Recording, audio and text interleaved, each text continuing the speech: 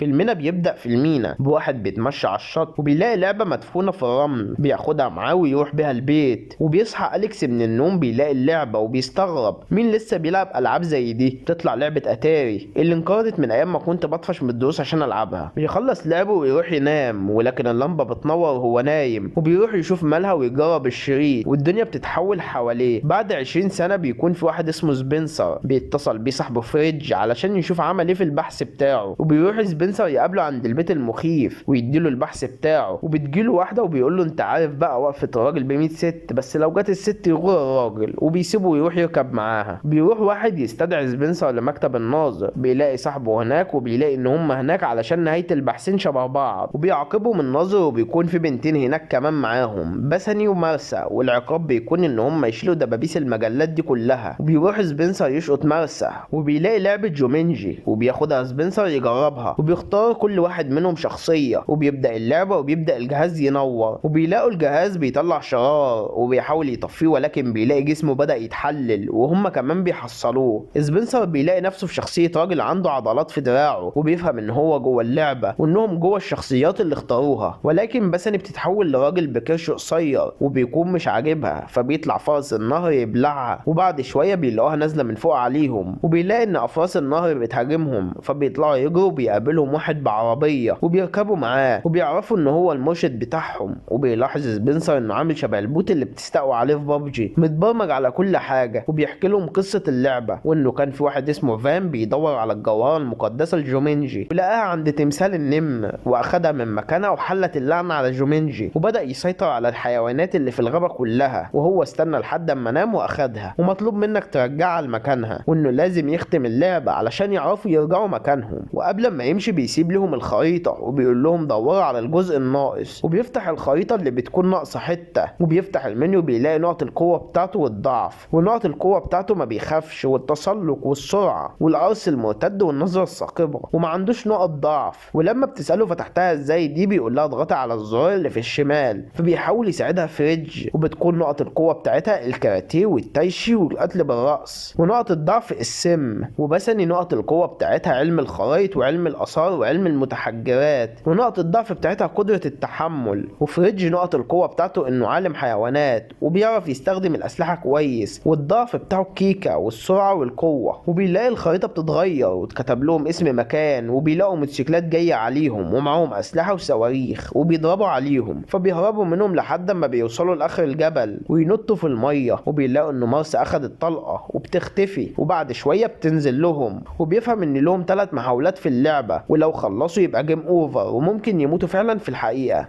فان بيعرف فعلا انهم فلتوا منهم، فبيبعت الصقر بتاعه يعرف هم فين. وبيقفش فريدج مع سبنسر علشان لو كان اهتم بالبحث بتاعه ما كانش زمانهم اتعاقبوا ولا دخلوا هنا، وانه عايز يضربه اصلا. فبيحس سبنسر ان الشخصية مالية مركزها كده وبيقول له ما تعرفش. فبيعرفوا ان كل ده نفخ، انما انت جواك ارنب. وبيهته، فسبنسر بيشتمه، فبيروح يزقه من فوق الجبل. وبعد ما بينزل له تاني بيروح يضربه، وبيعرفوا ان هو لو فضلوا كده هنخلص على بعض قبل ما ندخل في الاكشن. وبيروحوا السوق وبيكونوا جعانين وبيروحوا ياكلوا. وبينسى فريدج ان نقطة ضعفه الكيكة، وبيفرقع. وبيجي لهم بود وبيسألوه على حتة ناقصة من الخريطة، وبيوصلهم لمكان وبيسيبهم ويمشي. وبيفتحوا الصندوق وبيلاقوا قفعة كبيرة، وفريدج بيعرفوا انها سامة جدا. وبيعرفوا انه محتاج حد يبص لها في عينيها من غير ما يرمش، ويمد ايده جوه الصندوق ويطلع الحاجة اللي جنبها. وبتقول لهم بسني انها شاطرة في الحوار ده، ولكن اول ما بتطلع لها بتجري وتسيبها. وبيمسكها سبنسر قبل ما تعض مارسا. وبيروح فريدج يشيل انيابها، وبتلاقي بسني قطعة شبه الفيل في الصندوق ومكتوب لو شفتوني تسلقوا. بيخرجوا بيلاقوا الناس في وشهم فبيهربوا. وبيروح وبيخلص على اللي قبله لحد ما بيقابل فان نفسه. وبيروح واحد يرمي قنبلة دخان ويهربهم وياخدهم لمكان تحت الارض ويخرجهم من مخرج سري. وبيعرفوا انه الشخصية الخامسة في اللعبة، وبيعرفوا ان بقى له شهور في اللعبة لحد ما وقف على اخر حياة له وخاف انه يكمل لا يموت للابد، وفضل عايش في الكوخ ده.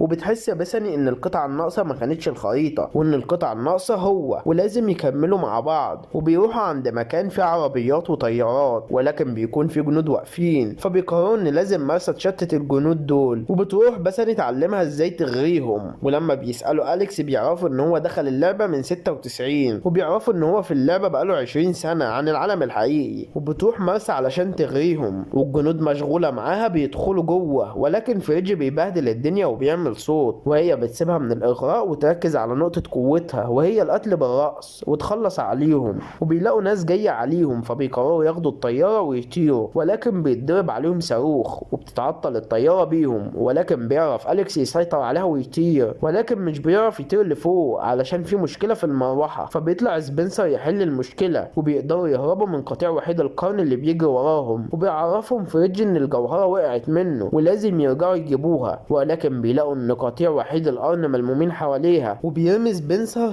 فريدج من الطيارة ويضحي بيه، ولما بيجوا وراه هما بيروحوا ياخدوها. وبيموت فريدج ويرجع تاني ليهم وبيكونوا وصلوا خلاص، ولكن أليكس بتقرص ناموسة، ومن نقطة ضعف عند أليكس الناموس. وبتروح بسني تديله قبلة الحياة، ولكن بتتفاجئ ان هي بتضحي بشرطة من الشرطتين بتوعها. وبيصحى وبيفضلوا ماشيين لحد ما بيلاقوا تمثال النمر، واول ما بيطلع الجوهرة الطريق بيترسم قدامهم، ولكن بيحسوا انه فخ. وبيشوفوا الفيل وبيفتكروا الجملة اللي قرأوها: لو شفت الفيل اتسلق. وبيروح يطلع على الشجرة، ولكن مش بيطول كتير وبيقع، والنمور بتهجم عليه. وبعدها بيختفوا وبينزل تاني. وفضل عنده اخر شرطة، وبياخد فريدج ويعرفوا انه مش هيقدر يعملها لانه ما بقاش ليه غير حياة واحدة بس. فبيقول له ان هم هيعملوها سوا. وبيلاقوا الاشرار جايين بيبدأوا يوزعوا نفسهم، وبتروح مارسا تضرب الاشرار. وبيروح أليكس يشتت النمور على ما يعدي سبنسر، ويكون واحد من الاشرار ماسك مارسا وبيجرجرها وراه لحد ما بيجي سبنسر ويلحقها. ويهرب سبنسر بموتوسيكل وبتجري وراها النمور لحد ما بيوصل وبيلاقيه ماسكه وبيهدد انه هيقتلها لو ما ادالوش الجوهرة. وبيعرفوا انه مش معاه الجوهرة، وبتطلع الجوهرة مع اللي اتعرف على فيل بما انه بيفهم في علم الحيوانات. بيضرب فان عليهم طلقة، ولكن الطلقة بتيجي في الفيل فبتطير من فريدج الجوهرة. وبتروح مارسا تلاقي الجوهرة وسط التعابين فبتجري تاخدها، ولكن فان بيروح لها وبيفتكر ان السم نقطة ضعفها ولو ماتت هتنزل من فوق. بيكون طلع سبنسر بالموتوسيكل وهي نازلة بتديله الجوهرة وهو بيرجعها مكانها. وبتبدأ تتشال اللعنة عن جومينجي وبيختفي. وبيروح المرشد يعرفهم ان هم ختموا اللعبة خلاص، وكل اللي بيسلم عليه بيخرج من اللعبة. ولكن سبنسر بيقول انه عاجبه جسمه كده. وبيرجعوا بيكونوا موجودين كلهم ما عدا أليكس، فبيروحوا يشوفوه حصل ايه في البيت المخيف بتاعه. ولكن بيلاقوا البيت الجديد اخضر وزهزه، وبيخمنوا ان ده أليكس. وبيروح يتعرف عليهم وبيعرفوا ان رجع تاني ل 96 وكبر واتجوز وخلف. وبتبدأ تتغير طرق تفكيرهم وبياخدوا اللعبة يكسروها.